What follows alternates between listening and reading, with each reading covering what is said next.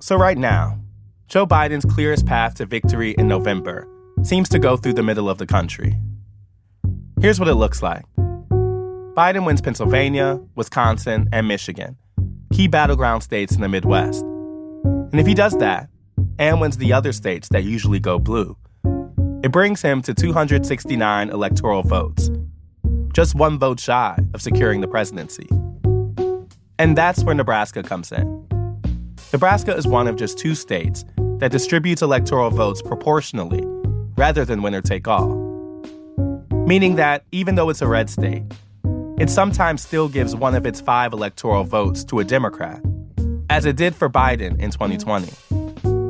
But the fact that this year, that one electoral vote could be the one that puts Biden over the top has caught the attention of Donald Trump and some supporters. And in recent weeks, they mobilized, throwing Nebraska's unique electoral system into flux.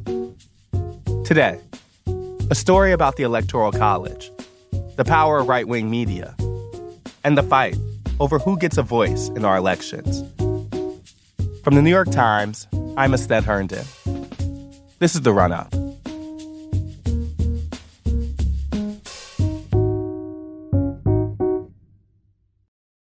Let's take a second to reset. So this current fight started a little over a year ago when, without any fanfare, at least as far as I can tell, a bill was introduced in the Nebraska state legislature. The next bill will be LB 764. LB 764. And we will invite Senator Lippincott to the chair. It was sponsored by State Senator Lauren Lippincott. Lauren, L-O-R-E-N. Lippincott is L-I-P-P-I-N-C-O-T-T. And I represent District Number 34 in the Nebraska Legislature. I'm here to introduce LB 764 to return Nebraska to the winner-take-all system for electing the President and Vice President of the United States. Nebraska started splitting its votes in the 90s. I'm sure everyone in the room is aware that only Nebraska and Maine split their electoral votes. Lippincott and other state Republicans were moving to flip it back. The best policy decision for Nebraska is to return to voting for President and Vice President of the United States as a whole state. Thank you for your time, and I'd be happy to answer any questions. All right. Thank you for your testimony. That's what was up for discussion at this committee hearing over a year ago.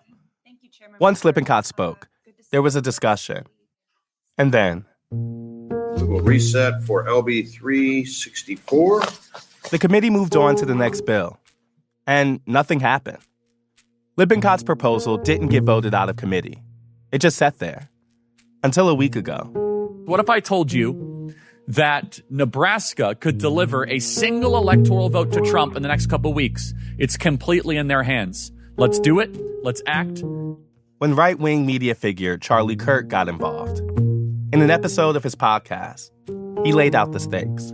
If they do not fix this in Nebraska, and Donald Trump wins Nevada, and he wins Arizona, and he wins Georgia, and he wins Ohio, and he wins Iowa, and he wins Florida, Joe Biden becomes president by one electoral vote.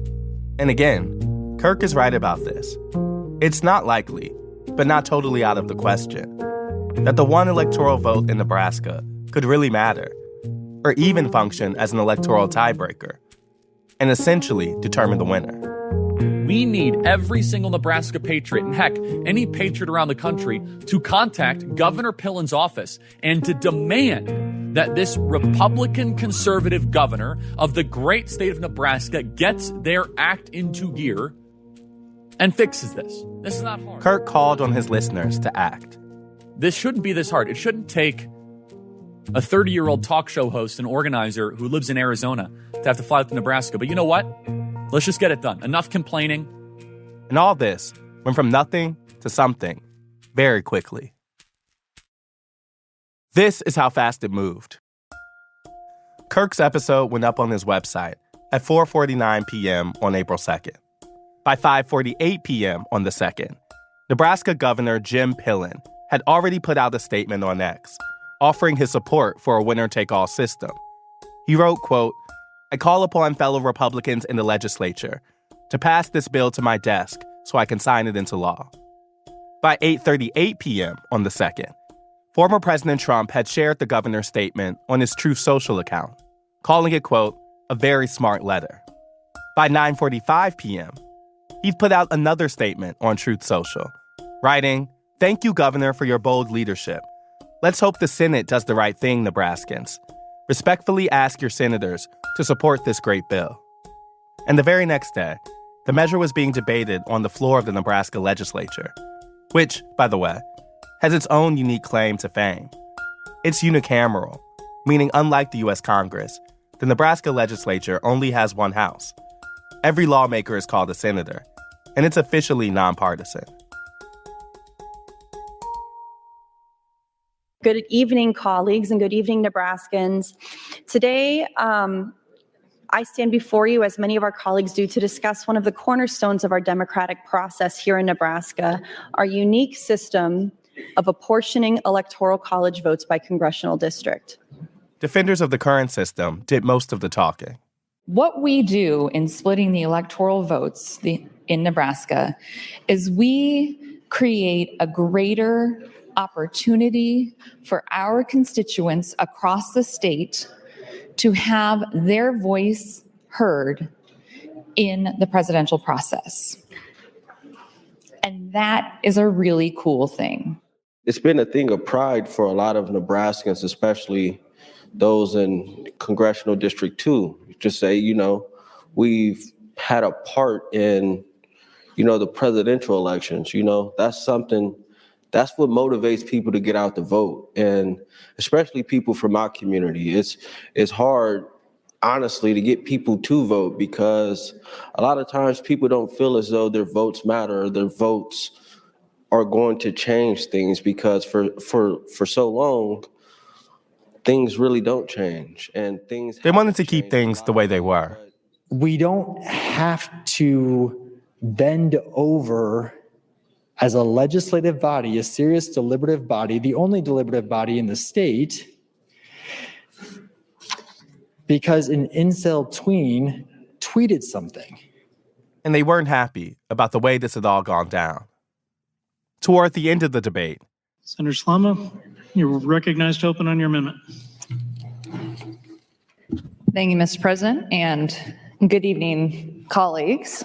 the person who'd gotten the measure to the floor, Senator Julie Slama, a Republican, got up to speak. I want to take this to a vote. There are a lot of people on both the state and national level saying we should do this. And there are a bunch of my colleagues who argue that we should do this, but when the rubber meets the road, where do you stand? Republicans all too often can talk the talk, but they can't walk the walk and actually get the thing they're seeking achieved. Well, here, we have an opportunity to do it now. She urged other Republicans to vote with her.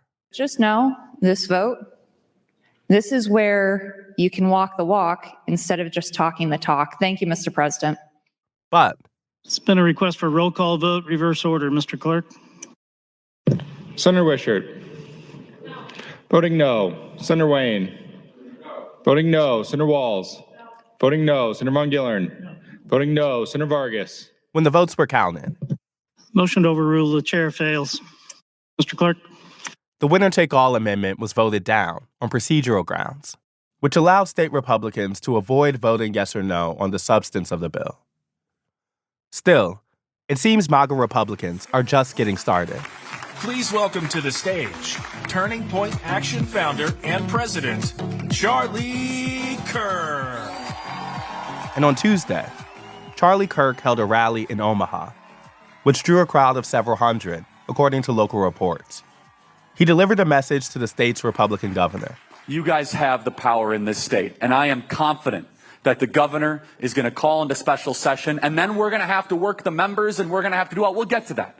And the eyes of the nation are on this beautiful state. Get this done, or else. If there is just radio silence out of nowhere, we'll do the next event on the steps of the Capitol, just like you guys did with the vaccine mandates, if we have to.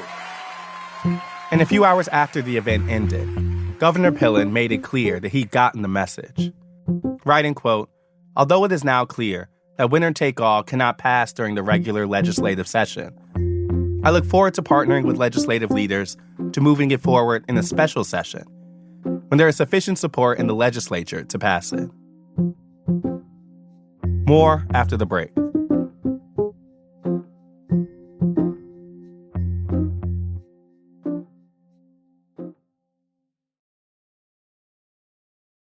Whether or not Nebraska changes its voting system could affect the race between Biden and Trump. But it's also about more than that. It's about the weird, unequal way America elects the president. So, after learning about the efforts to get Nebraska to ditch its proportional voting system, I wondered why it had that system in the first place. So I called up two people who could help. Hello? Hi, my name's Ested Herndon. I'm a reporter with the New York Times. I was looking for Diana. This is she. Hey, thank you for picking up. Diana Shimmick and Ernie Chambers. Is this Ernie Chambers? Yes, it is. Thank you so much for picking up. How's your day going? Oh, very well. Look, at my age, when you're conscious, it's a good day. But I'm a little more than just conscious today. At what age is that? How old are you, Ernie? 86. Okay. Well, thank you for picking up. They were both longtime members of the Nebraska state legislature. And Ernie's actually running again for the seat he first took in 1970. I read that for most of your career, Ernie, you were the only person in the legislature who wasn't white. That's true? That's true. And the way I was able to make it, and it infuriated my colleagues, or I should say it endeared me. It depends on your point of view. I would tell them when they were doing their worst against me, if Alibaba can handle 40 thieves, certainly I can handle 48 white people. And they were there back in 1991, when Nebraska adopted its proportional vote system. When Nebraska was getting its split vote system in 1991, do you remember how that came to be? What exactly was the story there? Well, there was a female senator named Diana Shimmick, for whom I had great respect, but she had argued that with a winner-take-all situation, and Nebraska was considered red through and through, no other candidate from any party would come to Nebraska to campaign because it meant nothing. So to prevent Nebraska from being a flyover state, why don't we try something different? I entered the legislature in '89. So I had only been in the legislature a couple of years when I introduced the bill. I use a capital T and a capital B when I say the bill because it's sure gotten a lot of attention. Well, I wanted to ask about what happened in 1991. You were the original sponsor of the legislation to make Nebraska a split vote state, right? Can you tell me how that came to be? I had gone to a conference somewhere. I don't even remember what it was. It was a legislative conference. And I understood that some states were looking at this idea and that Maine already had the split electoral vote scheme. And so it sounded very intriguing to me. And I came back and looked into it and finally decided to introduce it. Well, I guess, why did you think it was a good idea? What made you, after you were at the conference and heard what Maine did, what attracted you specifically to the split vote idea? Well, it seemed to me to be a fair system, and it seemed to me that people ought to be able to vote for the one they thought represented their area the best. Also, I thought it would get voters more involved if they thought they actually had a chance of voting for somebody who might become president. Mm-hmm. And then finally, I thought that it would bring more candidates to the state. They would be willing to come if there was an electoral vote or two up for grabs. Ernie, who represented North Omaha, supported it for similar reasons. If the only thing that would happen in this state is that whichever candidate got the most votes would get all the electoral votes, Then when it came to a presidential election, black people and poor white people and progressive white people need not vote at all because the Republican is always going to win. There'd be no point in participating in the presidential aspect of the election, only the locals. But when you have the opportunity to give a candidate of your choice one electoral vote, then it's worth the effort of trying to get people to vote. And for me, it will bring them to the polls and they'll vote in greater numbers at the local level also. What have you thought about the latest Republican effort to undo it? Well, since that bill passed originally in 91, there have been multiple bills introduced in the legislature to repeal that passage. It's been a constant in my life. But ultimately, I think the people like it, frankly. Diana feels pretty confident the legislation has helped Nebraska. Do you think more states, I mean, you did this initially because you thought it was more fair. Did you expect more states to adopt this system? Do you wish more states adopted the system in Nebraska? Well, of course, and I've had a lot of inquiries over the years, and the problem that most states have is they have two houses, and they might be able to get it passed in one house, but not the other house. It's difficult to get passed in a partisan legislature, I think, because people start reading between the lines and playing their own scenario with the provisions of the bill. It depends on where you live. So, and I think the larger states particularly don't want to bust up their huge electoral vote count. They have a lot of clout with that electoral count. So I think it's more appealing to small states, frankly, at this point. From my vantage point now, I think that's probably the case. You know, you kind of changed history in your state in a big way, a way that I think a lot of people have just accepted the electoral college and presidential voting system to be what it is. You changed it in your state and thus, the electoral college overall. Looking back, how does that feel? And what do you think the lasting impact is? Well, I think the lasting impact will be if it stays on the books and if it continues to be a part of our system. That will be the lasting impact because I think it's had real positive results here in Nebraska. There's lots of speculation about a scenario in which the vote is tied, except for there's one vote still hanging out there, and it's Nebraska that makes the decision. I think that's ludicrous, but anyway, it could happen, I suppose. I don't think that ever would, but I think the lasting effect is that people get more engaged and more interested in what's going on in the electoral system. Mm-hmm, mm-hmm. Thank you so much for your time. I appreciate you chatting with us today. Thank you very much, Sid. Okay, I appreciate you calling me.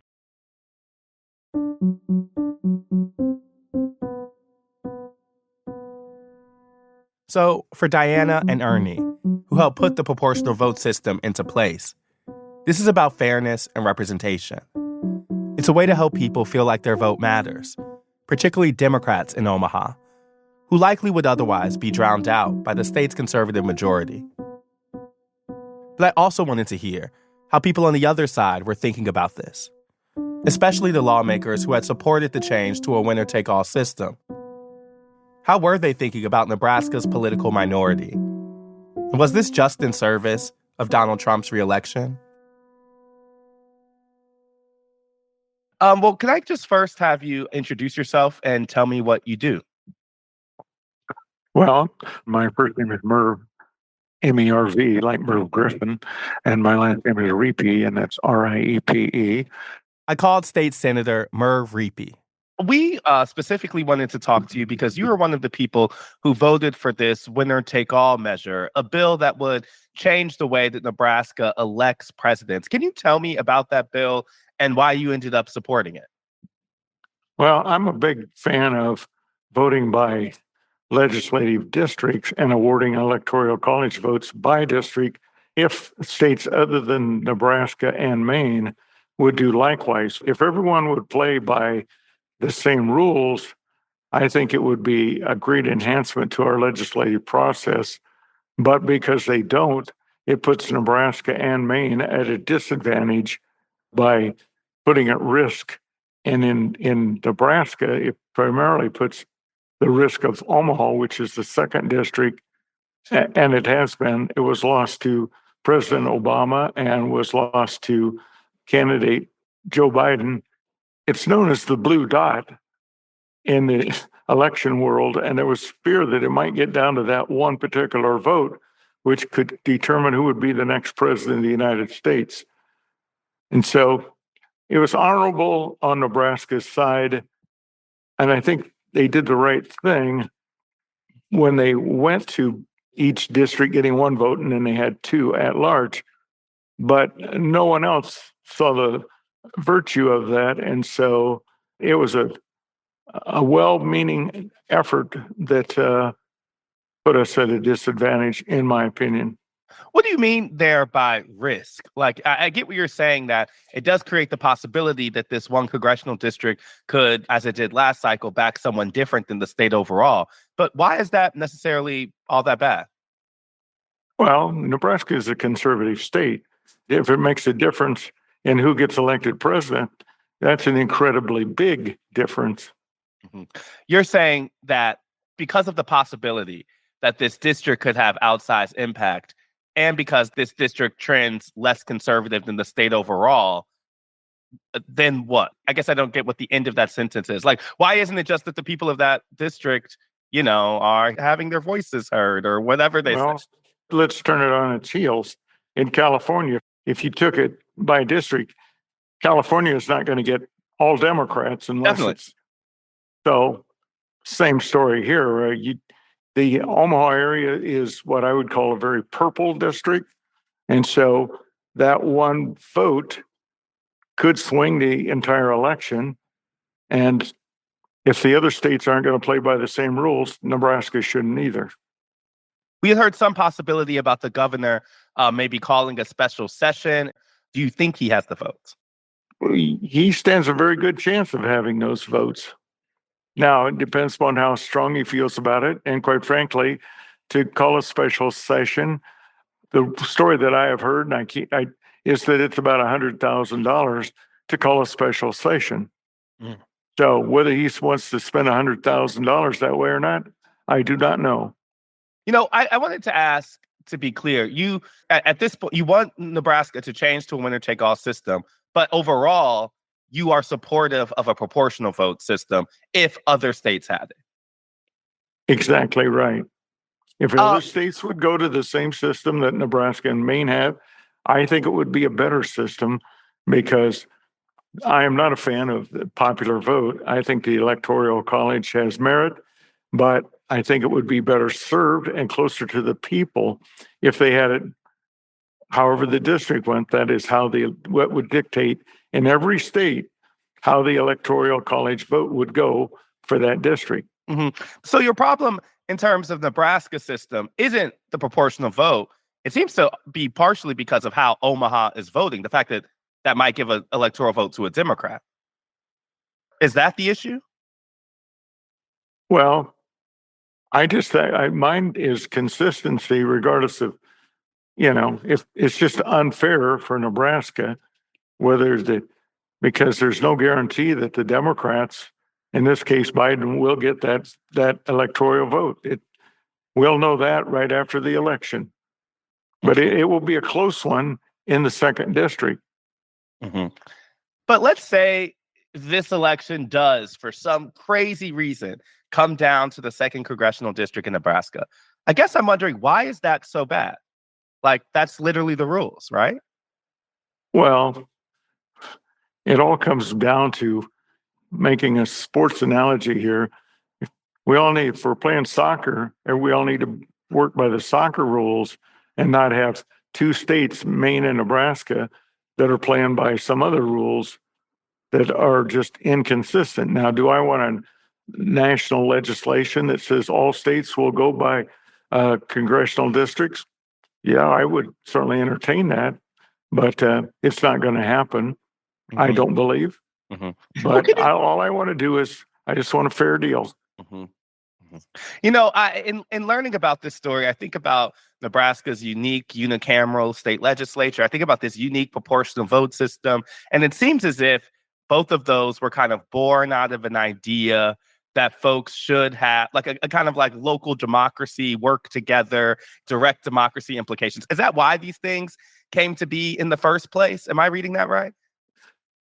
I think that you're reading that right. I think people thought that this was more representative. It got it down to the local district. For example, the western part of Nebraska is very rural. We lightly say that Omaha is the east coast of Nebraska, and so if it wasn't, Omaha and Lincoln as the two urban centers would totally dominate the whole thing. And so it was trying to give more representation. It was probably somewhat related to the unicameral. So I guess my last question would be like, if you all were to change it, would any of you be kind of sad or does that lose anything about the democratic lower D nature of politics? Is something lost? It is unique that some Nebraskans actually do have a more direct representational vote when it comes to the president. Would anything be lost by taking that away? Well, if it's lost to 48 other states who don't recognize it as having merit. Yeah. For the state of Nebraska, I think probably the response would be, we gave it one heck of a try, and now it's time to move on. As they say, very few things last forever. Thank you so much, Senator. I appreciate your time, and thanks for chatting with us. Thank you. Bye. Reapy wasn't the only Nebraska Republican we talked to. Senator Steve Erdman was even more explicit. I always have been in favor of winner take all. We changed this several decades ago, and I thought it was a mistake then, and I still do now. And so that was the reason that I voted to change it back. If the majority of the people in the state vote one way, that's the way the electoral vote should go. In some ways, I totally get what you're saying because, as you mentioned, most other states work like this, right? But one of the reasons, Nebraska shifted to this was to give people more diversity of voices and a chance to actually affect the election on both sides. In advocating for it to return to winner take all, is there any part of you that feels like uncomfortable with the fact that that would be removing maybe people's voice and ability to affect the election? No, not at all. Why not? But you asked me if I feel that way. I don't feel that way. If the vast majority of the state voters vote one way, then I think the whole state should be the same.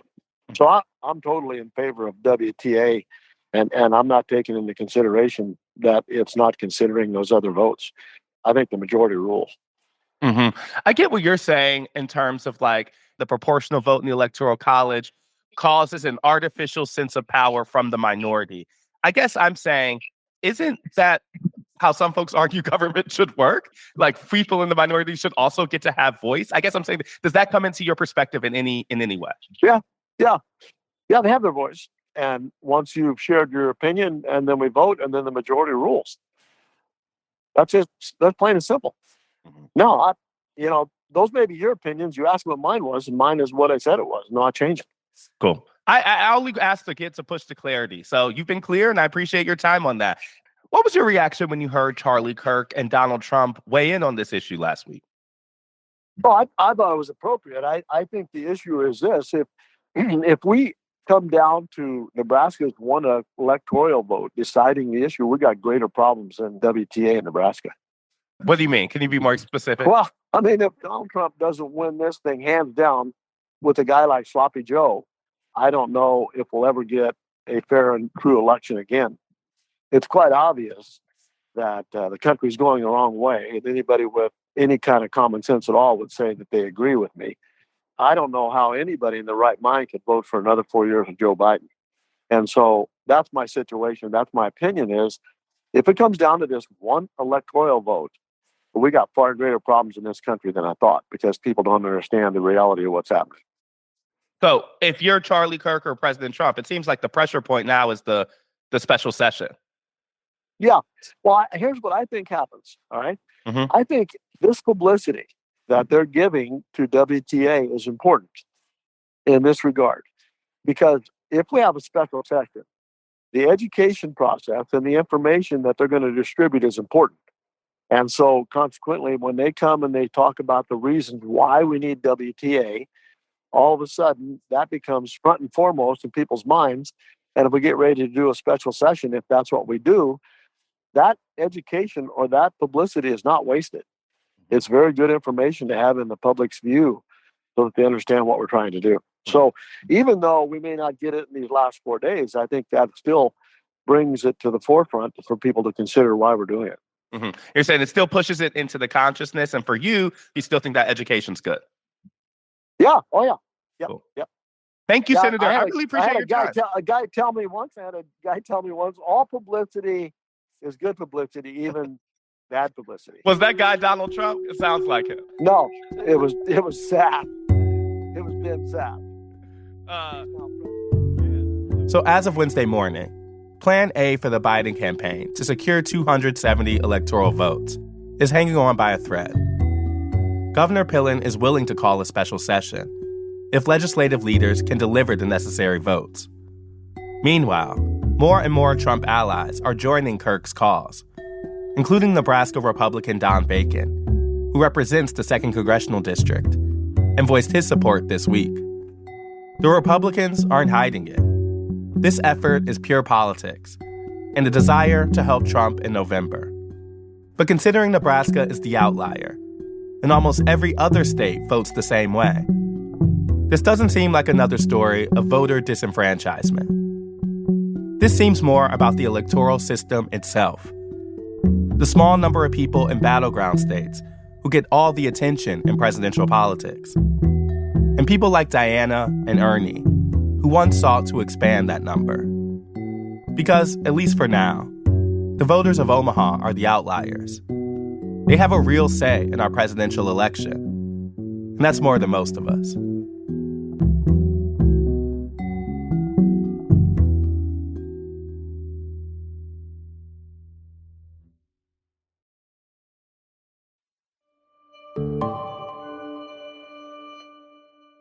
That's the runner for Thursday, April 11th, 2024. Now, the rundown. In a video statement released on Monday, many people have asked me what my position is on abortion and abortion rights, especially since I was proudly the person responsible for the ending of something that all legal scholars, both sides, wanted and, in fact, demanded be ended. Roe v. Wade. Former President Trump spoke about abortion rights. My view is now that we have abortion where everybody wanted it from a legal standpoint, the states will determine by vote or legislation or perhaps both, and whatever they decide must be the law of the land, in this case, the law of the state. His position, that abortion should remain up to the individual states, did not go as far as some anti-abortion activists wanted, since he did not express support for a federal abortion ban. However, Trump has often made conflicting statements on the issue. And of course, he installed the Supreme Court judges who made the overturning of Roe possible in the first place. You must follow your heart of this issue, but remember, you must also win elections to restore our culture and, in fact, to save our country, which is currently, and very sadly, a nation in decline. On the same day, hello, Wisconsin. Hello, hello, hello. While campaigning in a key battleground state. Today, I'm proud to announce 5 major actions to continue to relieve student debt for more than 30 million Americans. President Biden announced a student loan relief effort that would impact millions of Americans. Tens of millions of people's debt was literally about to get canceled. But then some of my Republican friends and elected officials and special interests sued us, and the Supreme Court blocked us. But that didn't stop us. This comes after his previous attempts to cancel student loans were stymied by the Supreme Court. There are 95 days to the Republican National Convention, 130 days to the Democratic National Convention, and 208 days until the general election. See you next week.